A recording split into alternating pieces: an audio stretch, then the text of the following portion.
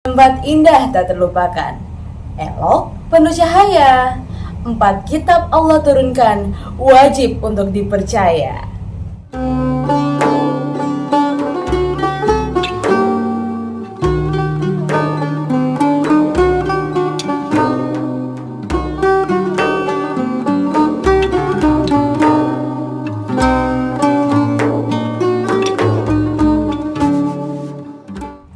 Assalamualaikum warahmatullahi wabarakatuh.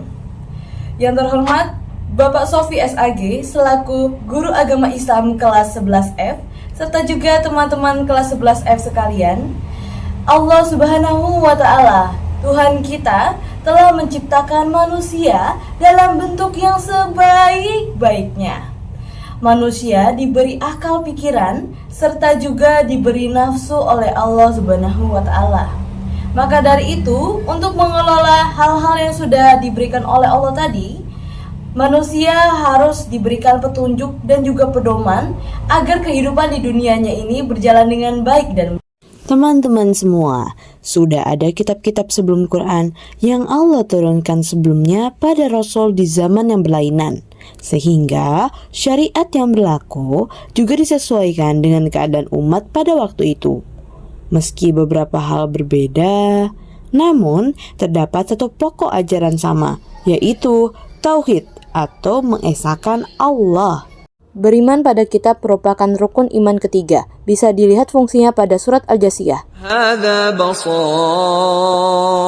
للناس وهدى ورحمة لقوم يوقنون.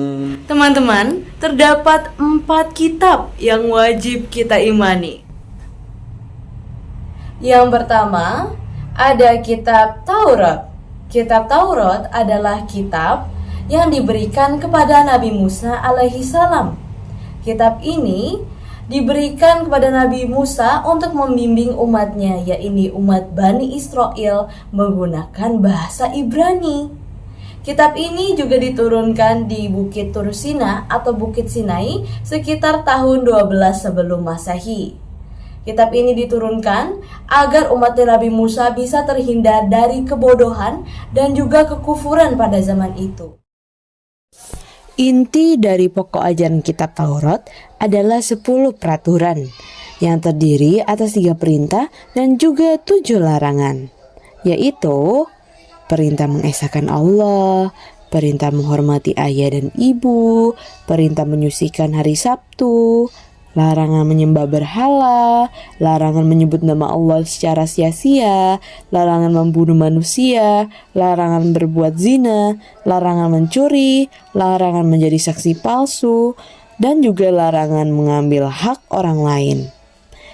Kitab Taurat juga diceritakan dalam Al-Quran pada Quran Surat Al-Isra ayat 2. Yang kedua, ada kitab Zabur, kitab yang diturunkan kepada Nabi Daud alaihissalam untuk membimbing umatnya, yaitu umat Bani Israel Yahudi di Yerusalem pada tahun sekitar 10 sebelum Masehi. Kitab ini dituliskan dengan bahasa Kipti dan memuat isian berupa zikir penghormatan kepada Allah Subhanahu wa Ta'ala serta juga nasihat-nasihat untuk berbuat kebaikan. فإذا جاء وعد أولاهما بعثنا عليكم عبادا لنا أولي بأس شديد بعثنا عليكم عبادا لنا أولي بأس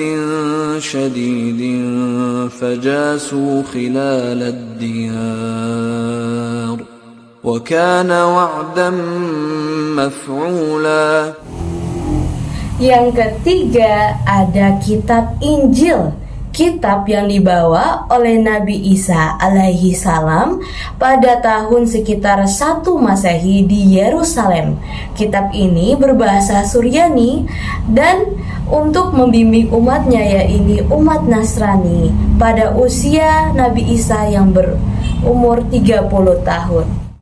Kitab Injil ini berisi perintah untuk mengesahkan Allah, perintah menyucikan diri dari nafsu duniawi yang berlebihan, perintah untuk saling menyayangi, membenarkan ajaran kitab terdahulu, menghapus beberapa ajaran dalam kitab Taurat yang tidak sesuai lagi dengan perkembangan zaman, dan juga menggambarkan akan datang nabi selanjutnya setelah Nabi Isa alaihissalam, yaitu Nabi Muhammad sallallahu alaihi wasallam. وقفينا على آثارهم بعيسى ابن مريم مصدقا لما بين يديه من التوراة وآتيناه الإنجيل فيه هدى ونور ومصدقا لما بين يديه من التوراة وهدى وموعظة للمتقين.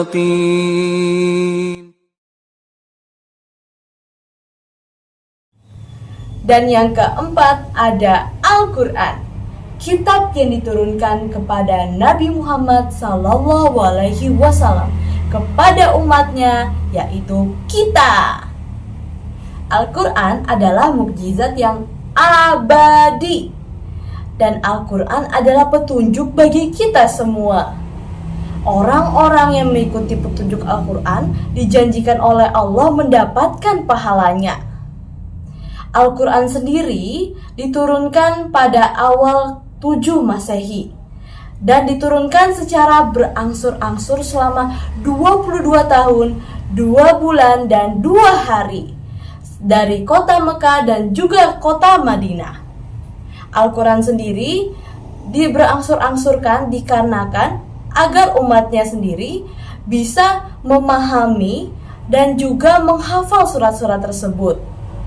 Al-Quran juga memiliki fungsi-fungsi. Yang pertama, sebagai petunjuk bagi manusia. Yang kedua, sebagai kabar gembira bagi orang-orang mukmin. Dan yang ketiga, sebagai kabar peringatan untuk orang-orang yang tidak percaya akan hari pembalas. Di dalam Al-Quran terdapat 1. Akidah. Akidah berupa iman kepada Allah Subhanahu wa Ta'ala, malaikat, kitab-kitab, rasul, hari kiamat, dan juga qada dan qadar. Kedua, ada ibadah, yaitu seperti zakat, puasa, dan juga haji. Ketiga, ada akhlak, contohnya akhlak kepada orang tua. Yang keempat, ada muamalah, yaitu pergaulan manusia. Contohnya jual beli dan juga larangan sombong. Ada juga tarik, yaitu sejarah para nabi, dan juga ilmu pengetahuan seperti kelahiran manusia, terbentuknya semesta, dan juga ada yang mengenai astronomi. Berdasarkan surat Al-Maidah, terdapat penjelasan bahwa Quran merupakan kitab penyempurna, luas cakupannya, serta membenarkan kitab-kitab sebelumnya. Al-Quran menghapus sebagian isi ajaran kitab yang lalu dan memiliki hukum baru yang berlaku sepanjang masa yang tidak bertentangan dengan akal sehat. Adapun teman-teman, cara pemeliharaan yang dilakukan semenjak Nabi Muhammad SAW hingga sekarang. Setiap ayat yang diturunkan Nabi selalu meminta para sahabat untuk menuliskannya di batu, kulit, atau pelepah kurma.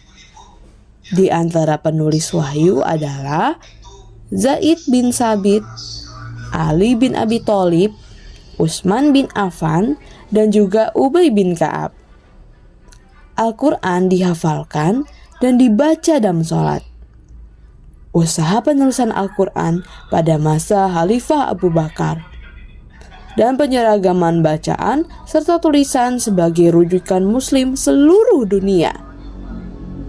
Adapun usaha pemerintah Indonesia, yaitu membentuk lembaga Lajnah Pentasihah Mushaf Quran, memiliki standar dalam penerbitan Quran Indonesia, mengadakan musabaqah tilawah Quran, serta juga membentuk lembaga-lembaga pendidikan Quran.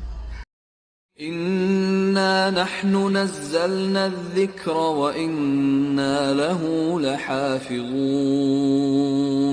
Semoga teman-teman semua bisa memetik manfaat dari hal-hal yang sudah saya jabarkan tadi. Sekian dari saya, mohon maaf jika ada kesalahan. Wassalamualaikum warahmatullahi wabarakatuh.